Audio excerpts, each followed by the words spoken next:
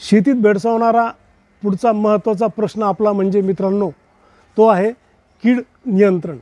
मी कीड नियंत्रण हा शब्द वापरतोय मित्रांनो, नक्की कीटकनाशक हा शब्द वापरतोय. याच्यावरच आपलं पुढचं माझं बोलणं अवलंबून हे लक्षात घ्या. आपण जी भारतीय शेती पद्धतीचं जे 10,000 वर्षापासूनचं तत्त्व आहे, जीव जीवस्य जीवनम, आम्हाला कोणालाही मारायचं नाही. किंबहुना ह्या विज्ञानात देखील नवीन ह्या हरित क्रांतीच्या याच्यामध्ये देखील सिद्ध झालेलं आहे की कोणालाही तुम्ही मारण्याचा प्रयत्न केला तर त्याची येणारी पिढी ही अधिक सशक्त, अधिक प्रतिकारक्षम होऊन येते. जे आम्ही अँटीबायोटिक्स घेतो मित्रांनो आमच्या पोटामध्ये, त्याच्या बाबतीत जाणवू लागलेलं आहे. आता ही अँटीबायोटिक्सला आमच्या मानवी शरीराला होणारे रोग हे प्रतिसाद देत नाही किंवा त्या बुरशीमुळं ते कंट्रोलमध्ये येत नाहीत अँटीबायोटिकमुळं. अशा आमच्या नवीन बुरशी निर्माण, तसाच प्रकार आम्हाला शेतीमध्ये देखील होत आहे. मग हे टाळण्यासाठी आम्ही काय करायला पाहिजे?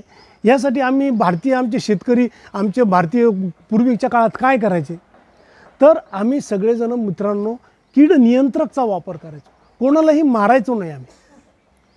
ज्याप्रमाणे मी आता बोलताना की उंदीर मारण्यासाठी ते झिंक सल्फेटचे औषध आणण्यापेक्षा बाजारातून आपण मांजर पाळली तर होऊन जाते. आम्ही झिंक सल्फेटचा वापर जेव्हापासून करू लागलो, आपण पाहू लागलो की हळूहळू उंदराची साईज ही आमच्या वाढती आहे.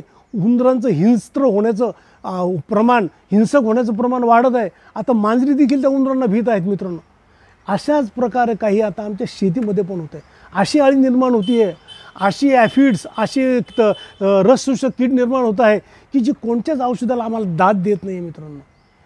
याचा कुठंतरी आम्ही आमच्या भारतीय संस्कृतीची ताळमेळ घालून जर विचार केला तर यावर मित्रांनो नक्कीच औषध सापडणार आहे. आमचे शास्त्रज्ञ, आमची विद्यापीठांनी याबाबतीत संशोधन देखील केलेलं आहे मित्रांनो. त्याबद्दल आपण आता चर्चा करणार आहोत. मित्रांनो, आम्ही जी गोआधारित शेती करत होतो, गाईच्या शेणाचा गोमूत्राचा वापर करत होतो, त्या शेणामध्येच आणि त्या गोमूत्रामध्येच आमच्या शास्त्रज्ञांना असे असे औषधं सापडलेले आहेत मित्रांनो की जे आम्हाला क्रांतिकारी बदल आमच्या शेतीमध्ये करू शकतात. आपण सर्वांनी मित्रांनो ट्रायकोडर्मा नावाच्या बुरशीबद्दल ऐकलं असेल. ही एक बुरशीच आहे मित्रांनो, पण ही आमची मित्र बुरशी आहे. ही बुरशी काय करते मित्रांनो, तर आमची जी हानिकारक बुरशी आहे त्यांना टाळते. जे भुरी असेल, डावणी असेल, करपा असेल, हे सगळं आमचं त्या बुरशींना खाणारी बुरशी आमच्याकडं आहे. परंतु नवीन रासायनिक पद्धतीनं आम्ही शेती केली तर आम्ही बुरशीनाशक टाकतो, ज्यामध्ये ही ट्रायकोडर्मा नावाची बुरशी आमची मरून जाते मित्रांनो. मग ही बुरशी दुसरी बुरशींना खाते. मग आमची विनंती एवढीच आहे मित्रांनो की ट्रायकोडर्मा बुरशीचा तुम्ही वापर वाढवावा. मग हा वापर वाढवताना मग आम्ही बुरशीनाशक टाकायचं का नाही, तर आमची विनंती तुम्हाला अशी राहील की आधी 15 दिवस, नंतर 15 दिवस कृपया टाकू नका. ह्या बुरशीला खेळण्यासाठी वेळ मिळू द्या, तिला तिचं वाढू द्या. मग पहा तुम्हाला कसे रिझल्ट भेटतात. आपल्याला बुरशीनाशक वापरण्याची गरज पडणार नाही मित्रांनो. इतके ह्या ट्रायकोडर्मा बुरशीचे चांगले रिझल्ट आहेत. याचबरोबर अशा 17-18 प्रकारच्या बुरशी आहेत. मी उदाहरणादाखल तुम्हाला 2-3च सांगणार आहे. यामध्ये दुसरी एक बुरशी आहे मित्रांनो, व्हर्टिसिलियम लॅकेनी नावाची.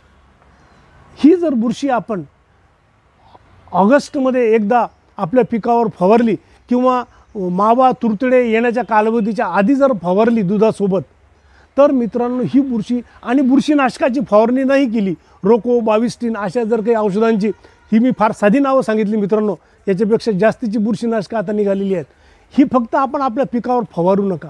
तर ही व्हर्टिसिलियम लॅकेनी बुरशी ही तुमच्या मावा तुडतुडीला अंड्याच्या स्वरूपात असतानाच खाऊन टाकते मित्रांनो.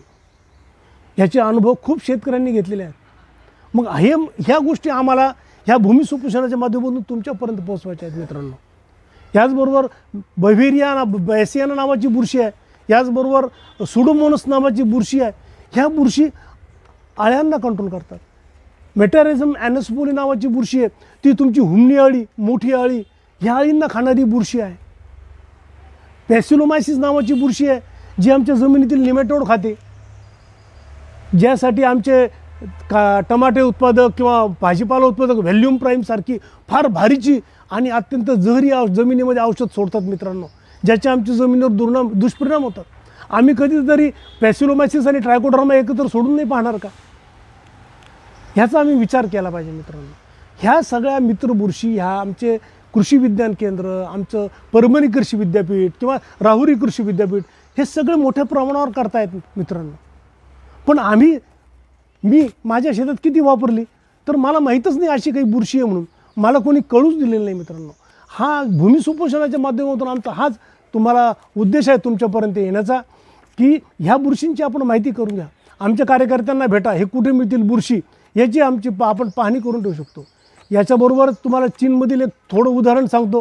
ह्या मारण्याच्या पद्धतीवर त्यांनी अन्नधान्याचं उत्पादन वाढवण्यासाठी त्यांच्याकडे चिमण्या खूप होत्या.